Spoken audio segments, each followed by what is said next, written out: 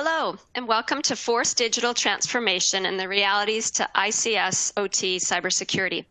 If you're joining us live, our speaker is in the Slido discussion area right now answering questions. He will also be leading a live Ask the Experts roundtable session on this topic. If you have audio or video issues, click the technical support button below. I'd now like to turn it over to Robert Lee for what I know will be an excellent presentation. Hey, thanks so much, Britta. All right, so welcome. What an interesting format, and definitely appreciate RSA accommodating it. As noted, I'm over in the chat, so as I go through, I might throw out some questions to you all. Please feel free to ask.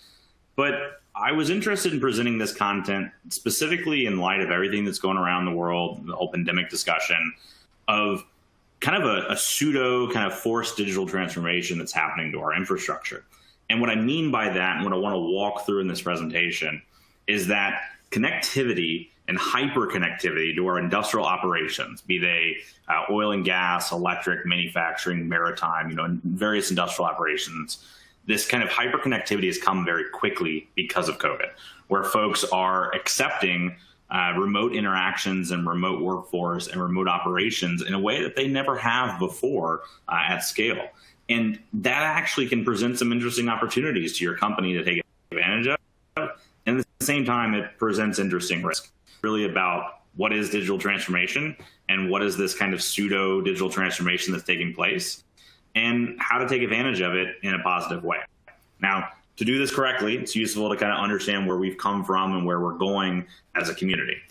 Industrial control systems, or ICS, or operations technology, or OT. Sometimes people even talk IIoT for industrial Internet of Things. So this discussion of industrial security is quite interesting, where our systems predated Ethernet and networking, right? So control systems have been around for a long, long time. The modern control system, a good decade or two before networking connectivity. And we sort of had this third industrial revolution take place, obviously kicking in a lot of good growth around the world. But then we moved into this kind of loosely connected world. And that's where you would hear about SCADA and DCS environments and looking into communications that would reach out of your organization, reach out of your networks, maybe to vendors, integrators, folks all around the world. That was still a time when people talked about air gaps and segmentation, even though we do have remote connections to folks, even if it's just temporary or limited. A lot of folks today talk about IT-OT convergence as if it's coming or happening right now. But that IT-OT convergence of Windows and common IT systems coming into industrial environments happened a decade ago. Most of the community is just catching up to the fact that it did. In the same way that this fourth industrial revolution, sometimes called Industry 4.0, sometimes just talked about in terms of digital transformation, is actually already here. It's not really, here's what's coming. There's a lot of sites around the world that are doing things like direct cloud to sensor technologies to try to optimize industrial processes. It's something, though, that many companies are getting ready to go through in terms of an overall strategy. So some of that connectivity was here already. I think COVID exacerbated that problem, where we ended up getting hyper-connectivity pretty quickly. So to put it in this in context of what is digital transformation and really what does this mean, well, we've always had the same equipment. We've had the same controllers, the same control processes, but now we're connecting it up in a way that we never have before. And again, I want to focus on that hyper-connectivity piece, because digital transformation can very quickly be a buzzword in a variety of communities. But what does it really mean in the security context? Hyper-connectivity. And again, what's actually happening for the companies, though, taking advantage of new technologies, whether it's computing, analytics, looking at actually leveraging some forms of find optimizations and really just value around the company. And every bit of data and insight we have shows that companies that are going down that digital transformation journey are outperforming the companies who are not. So there's a big pressure around the boardroom of what are we doing to modernize our industrial company. So let's take it a little click down, a little lower level, to explore two case studies of what this can look like, so that we can start talking about the barriers and then get into how you arm yourselves and take advantage of this. So here I have this case study on Georgia Power. And I have all the links throughout my presentation so you can go take a look at them. And again, any questions, let me know what your company is experiencing. I'd love in chat to hear what you're going through. Does your company have a digital transformation officer? So those kind of conversations, feel free to hit me up in chat. But from Georgia Power, one of the common challenges in electric utilities is the fact that they've got a lot of equipment dispersed all over the world. Inside any given utility, it might be regional, but some companies are definitely global companies where you have things like transformers and pole equipment or substations all around geographies that are difficult to reach sometimes. And when you start thinking about transformer failures, those can be super costly. It's not an unsafe thing inherently to deal with, but dealing with anything in the physical process world, especially around failures, fires, downed poles and lines, et cetera, it can absolutely lead to injury or death. So going out to do things like maintenance can be a safety consideration as well. Georgia Power ended up doing remote monitoring of their transformers and trying to do essentially predictive maintenance to identify when are these transformers likely to fail. And that allowed them to be proactive in monitoring at the distribution grid. So electric transmission, distribution is kind of more your local neighborhoods, going out on the distribution grid and getting ahead of that. So they're improving their safety record by doing that, but they're also avoiding downtime. And for them, they estimated that they saved around $8 million just in predictive work from that project. That's pretty significant. But it can be even more. So another company, which is a petrochemical company that's not named, but we do have the references down as well. This petrochemical company dealt with a lot of offshore oil and gas operations. And for them, they also were very curious about this possibility to do things like predictive maintenance. So GE got involved. GE ended up working with them and started looking at what they could do from a predictive analytics purpose of trying to identify when there's going to be downtime or issues. They set up a variety of access to that environment to get that data. And based off of their work, they found that they could save the company $17 million a year just on the platforms that they were working, which was a 36% reduction in unplanned downtime. Unplanned downtime, especially when you start dealing with things like offshore rigs, is a significant issue. And so getting anything of value towards that, especially in ways that are going to save tens of millions of dollars, that's pretty enticing. So why wouldn't you do digital transformation? I mean, if you start looking across what the drivers are, every single discussion ends up leading to operational excellence and producing better goods and equipment, or being able to satisfy customers better and give them better insights. Think about from an electric grid perspective of being able to have apps that your users and utility customers are able to fully understand what they're consuming and what they're using. Everything from taking advantage of remote workforce and being able to recruit in other regions and other places instead of just your local hometown headquarters. All these things are drivers of why folks really want to do digital transformation, and it makes sense. And again, just from a quick snippet, as we start looking at those organizations that do digital transformation versus those that don't, you start seeing a big divide in terms of the profitability of those companies. It is a big movement for executives and for those companies. But why not? Well, first and foremost, and probably the real crux of the whole thing, is the industrial security sector. While they have built good operations, some of the safest and reliable operations in history are happening right now because of the amazing work of our engineers and operators. But they've lagged in putting forth strategies and spending and resources towards security. And that's not every company. I work with a lot of companies that do a ton of amazing things, but as an industry, they lag in spending, and spending gets tied pretty closely to what you're actually able to do and what your resource to do.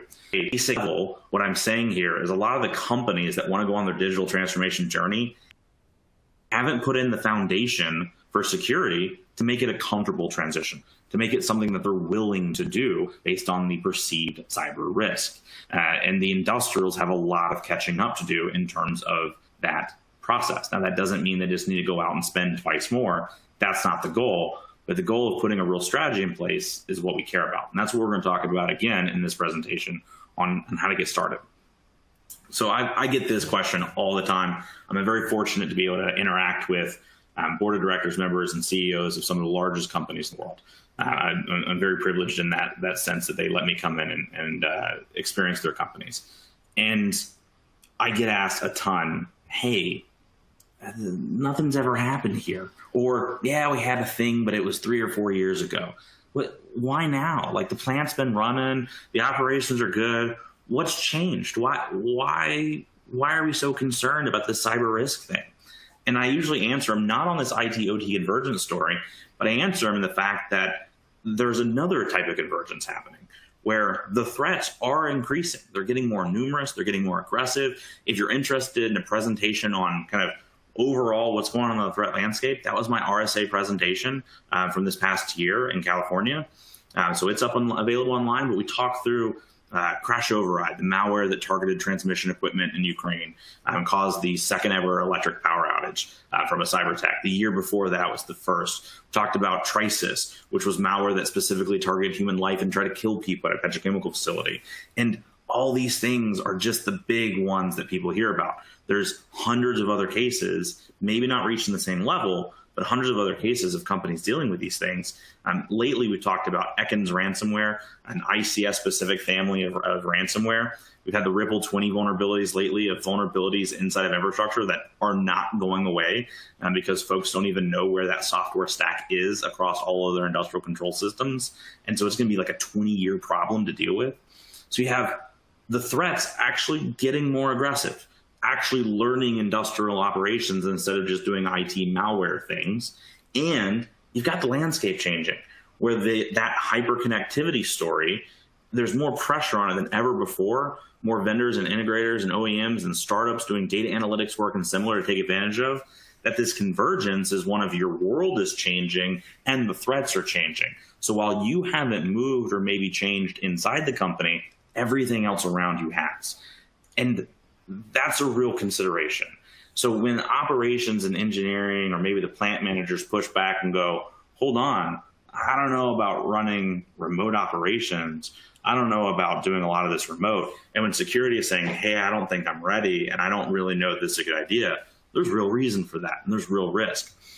For a good example, we track 12 different state actors or 12 different groups that are all state actors that target industrial control environments specifically. So not going after just IT and data, but going after industrial control environments.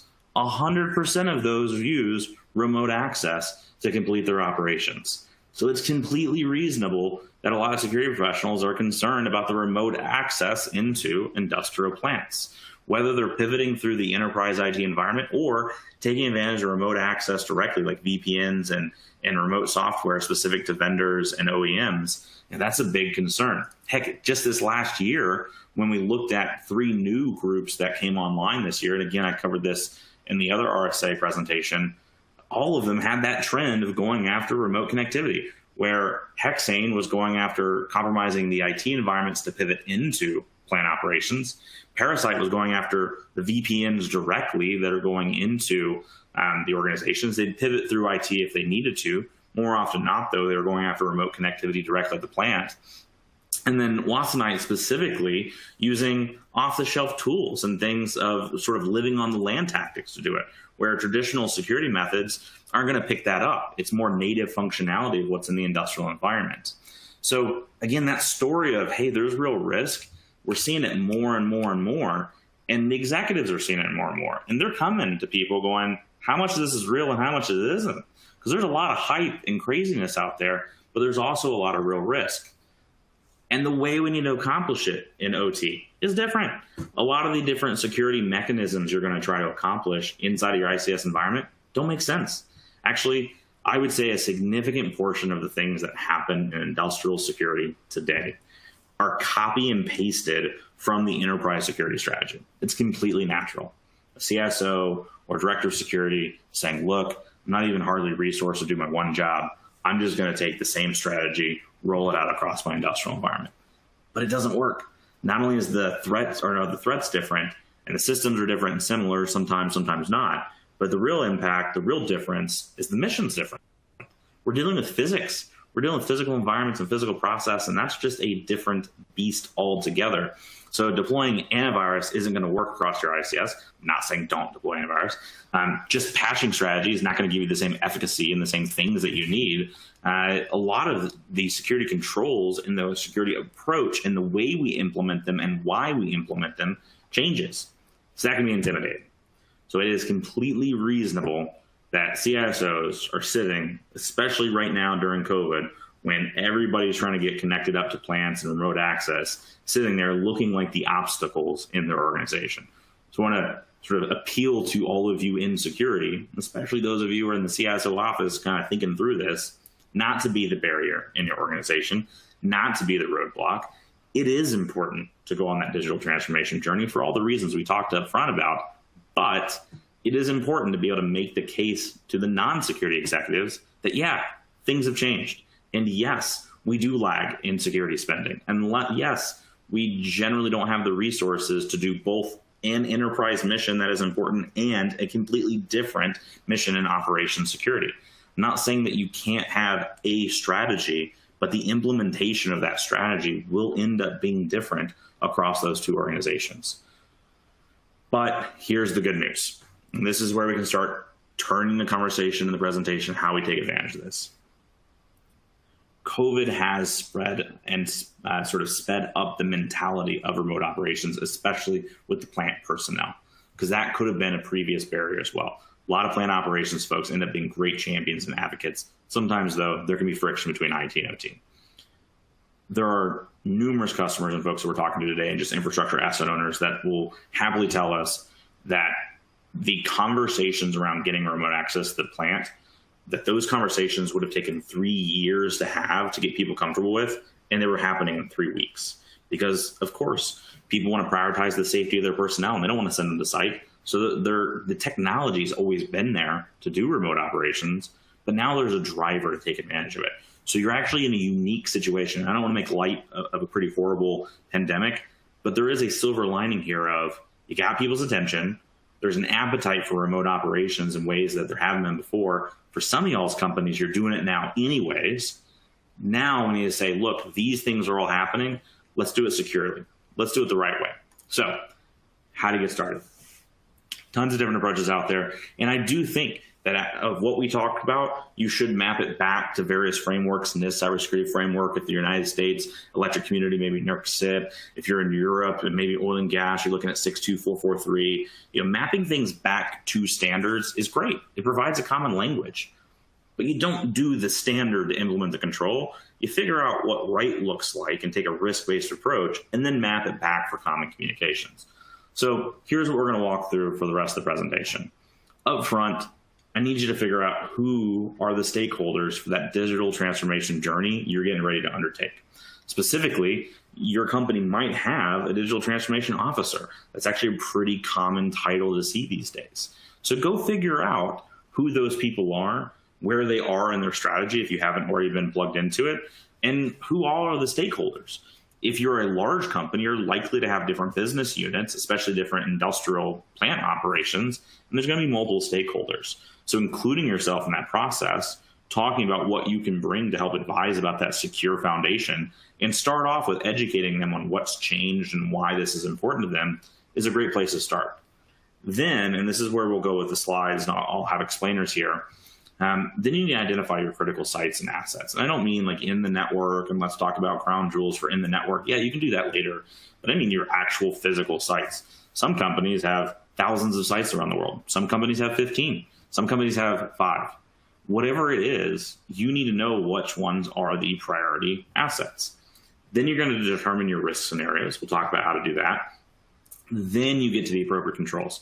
Don't even worry about trying to pick out the best vendor or service or training or whatever before you know what you're trying to defend and why. So we want to start with those requirements. This is where a lot of teams mess up.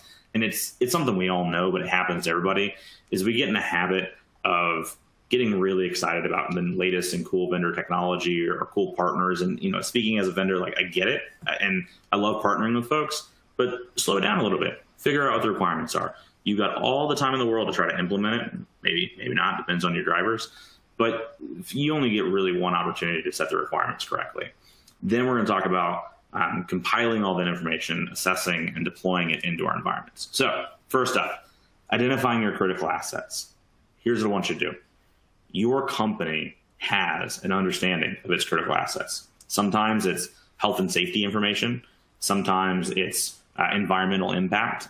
Sometimes it's just purely based off the profit that's getting generated from different plants. You have mechanisms, non-security mechanisms in that company to go pull from.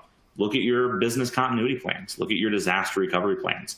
Figure out what the most critical sites are and understand the drivers. Kind of come up with your own formula. Well, 1 point for profitability, 1 point for safety, 1 point, come up with a formula that works for you and go from start to finish on those most critical to least critical assets. If you're really dealing in thousands, you might want to break it up a little bit. But for most of you, it's going to be in the tens, dozens to hundreds. And you can quite literally get the 1 to 100 list of what are the most critical to least critical physical sites. This is something that you then present back, especially those digital transformation folks and the folks that are the stakeholders. And you ask the question, hey, across this list, does this actually make sense to you in terms of what you see as our critical sites? Here's our math. Here's kind of what I went into it.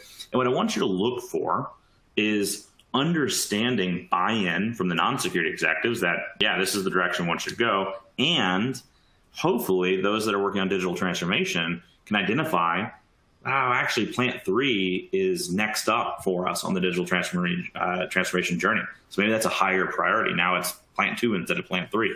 So you kind of let them have some buy-in.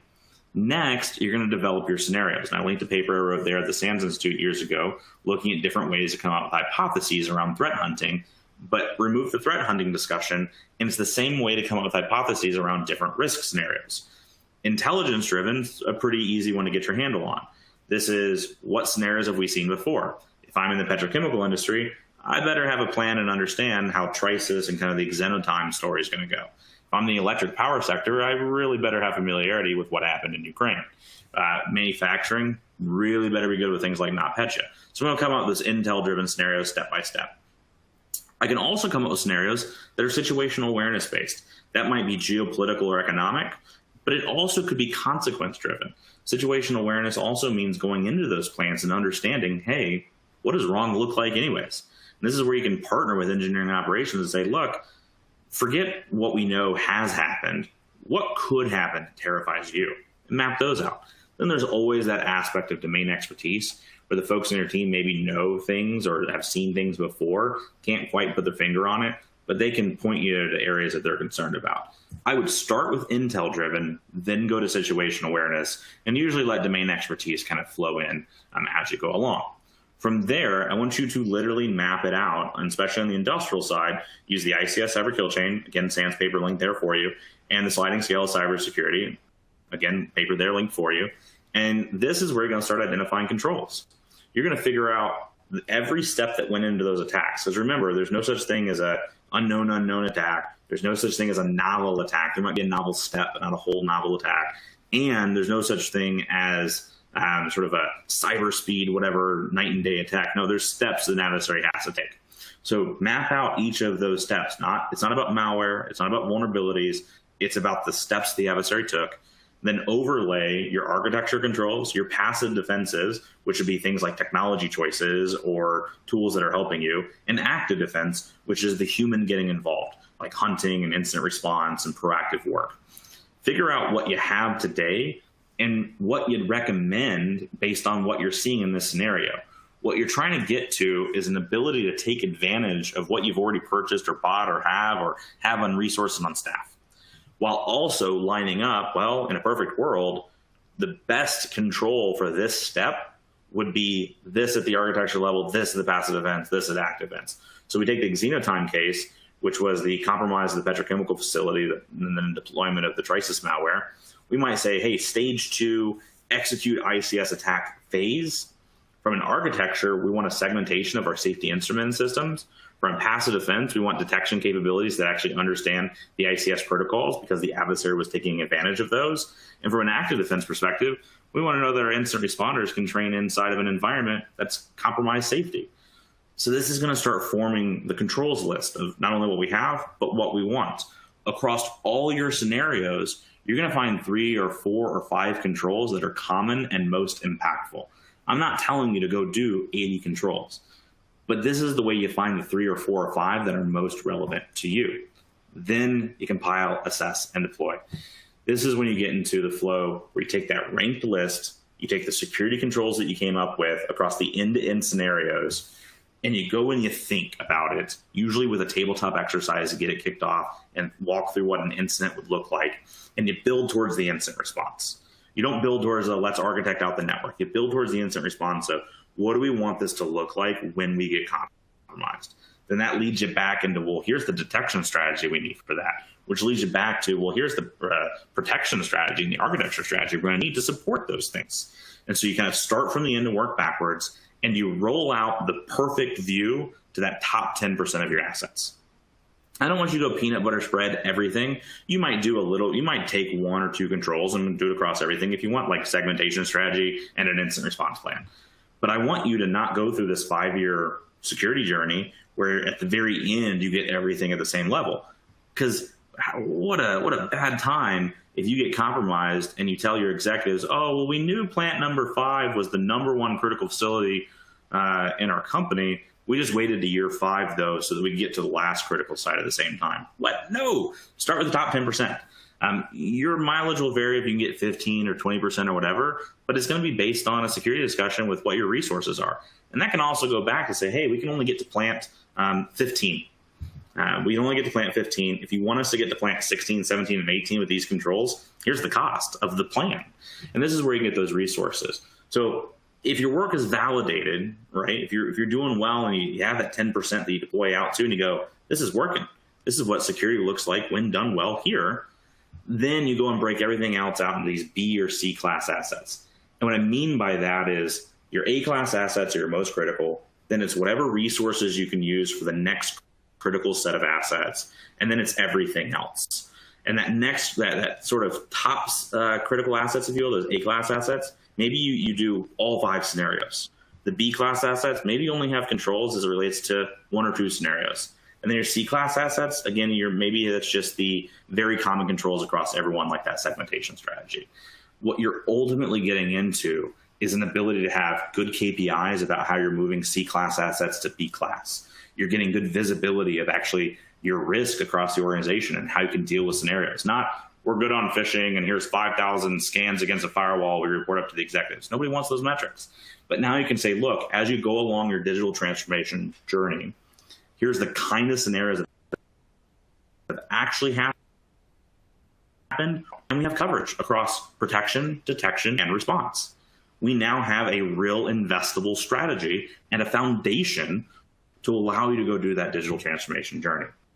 That's going to drive conversations. And what I also love about this is that creates storyboards, not here's an exploit, but here's the story of the adversary, and here's our story paired up against it, and here's how we think we would fare.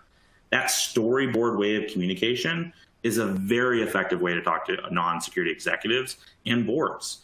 You know, boards and executives are really, really smart.